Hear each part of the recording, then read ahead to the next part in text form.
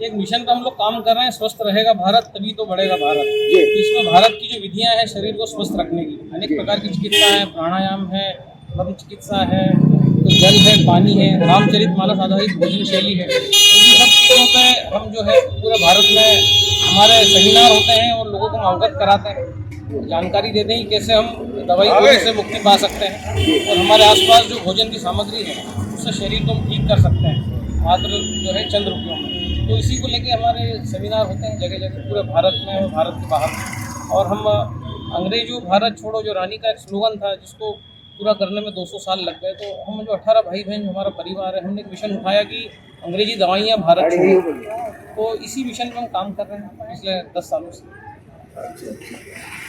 ये औरंगजेब चल रहा है आजकल, औरंगजेब बहुत बहस चल रही है राजघराने के, आप कैसे देखते हैं इसको? मैं इसको इस प्रकार से देखता हूँ कि ये जो बहस जो चल रही है इस पर कंट्रोवर्सी होना ही नहीं चाहिए। सनातन राष्ट्र है, हिंदू राष्ट्र है, तो यहाँ पर जो है जिन्होंने इस धरती पर अपना लहू बहाया है उनकी प्रशंसा, उनका महिमा मंडन, उनका यशोगान होना चाहिए, ना कि एक आक्रांता का, है ना, जो जिसने मंदिर तोड़े हैं, जिसने जो है धर्म को क्षति पहुँचाई, हिंदू धर्म को, जिसने अपने जो है रिश्तेदारों को मारा है, उसका महिमा मंडन की जगह जो है बात होना चाहिए रानी की, बात होना चाहिए भगत सिंह की, बात होना चाहिए रानी पद्मावती की, ये बातें होना चाहिए, ना कि एक ऐसा व्यक्ति जो जिसने नुकसान ही पहुंचाया है हिंदू धर्म को, हिंदू रीतियों को, हिंदू सभ्यता को, उसकी तो बात भी नहीं होना चाहिए। किंग जॉर्ज नाम की संस्था चल रही पूरे भारत में, तमाम स्कूल है, तमाम शिक्षा संस्थाएं हैं, ये अंग्रेजों की देन है, इसको कैसे देखते हैं? इसको मैं इस तरीके से देखता हूँ कि जब अंग्रेज भारत आए तो उन्हें एक भी भिखारी नहीं मिला। तो जब उन्होंने फीडबैक दिया लंदन जाके कि भारत में तो कोई भिक्षा ही नहीं मांगता है, तो इसकी क्या वजह है कि भारत में एक भी भिखारी नहीं है, इतनी ईमानदारी है। तो देखा गया कि हमारी जो शिक्षा पद्धति थी, जो हमारा जो गुरुकुल हमारा जो प्रणाली थी, उस प्रणाली के कारण हम लोग इतने मजबूत थे कि हमारे हर आदमी के पास रोजगार था, उसका खुद का व्यापार था। लेकिन जो है इन लोगों ने, जो हमारी जो मैकाउले की शिक्षा पद्धति ने लोगों को जो है एजुकेशन सिस्टम ध्वस्त किया, लोगों को नौकरी चाकरी इसके लिए प्रमोट किया ना, जैसे तुलसीदास जी भी कहते हैं कि जो है अधम चाकरी मरण भीख समान, मतलब जो है उत्तम कृषि बोला गया है, जो है कृषि को उत्तम बोला गया है, व्यापार को उत्तम तुलसीदास जी ने भी उस समय बोला है, और जो है नौकरी को अधम मतलब सबसे दुर्गति वाला बोला गया है। और अंग्रेजों के सिस्टम ने, अंग्रेजों के स्कूलों ने जो है नौकरी को ही प्रमोट किया। आदमी डिग्री लेता है और सीधे नौकरी ढूंढता है। मैकाले की शिक्षा पद्धति भी क्या विरोध करेंगे आप?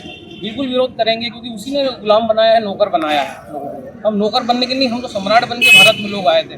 भारत जो है सम्राट भारत ने बनाया और भारत की ही देन है, जो भारत शुरू था भारत ने ही सब चीज़ें पहुँचाई हैं। पूरे दुनिया की इकोनॉमी में 2/3 GDP जो भारत जो अपना योगदान देता था, तो उस भारत को ये जो थोपी गई शिक्षा पद्धति, इसके कारण बहुत ज़्यादा नुकसान हुआ। नहीं तो आज हम देखते हैं 22 साल 23 साल की लड़कियां लड़के जो हमको ये समझ नहीं आता करियर क्या लेना है, जबकि 22 साल की रानी लक्ष्मीबाई ने पूरे देश में जो है शिवाजी से ओतप्रोत होकर जो अलग जगह दी थी, एक बड़ा युद्ध लड़ा। तो हम देखते हैं कि 28-29 साल में जो है हमारे युवा वीर गति को प्राप्त हुए हैं, और आज के युवा जो है दिशाहीन होकर भटक रहे हैं। उन्हें यही नहीं पता क्या लूँ, कौन सी लाइन लूँ, क्या करूँ। उनके दिमाग में एक ही है कैसे भी करके 12-15 हज़ार की नौकरी मुझे मिल जाए।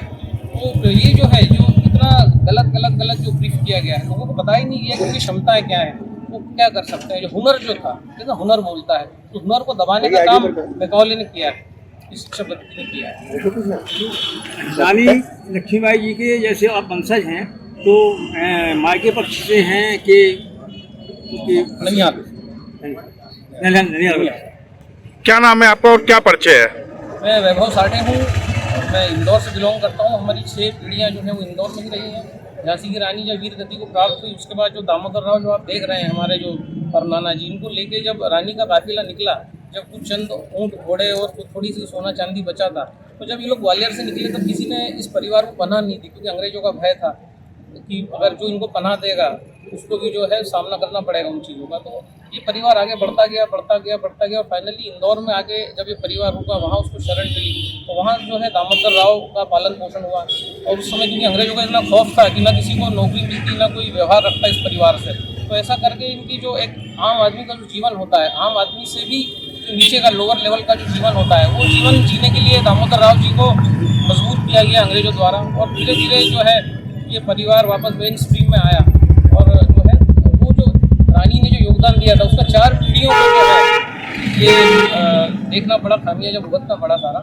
और अंग्रेज़ों के बाद भी भारत की सरकारें ये सब आई, लेकिन इस परिवार की उन्नति जो है 5वीं पीढ़ी से प्रारंभ हुई।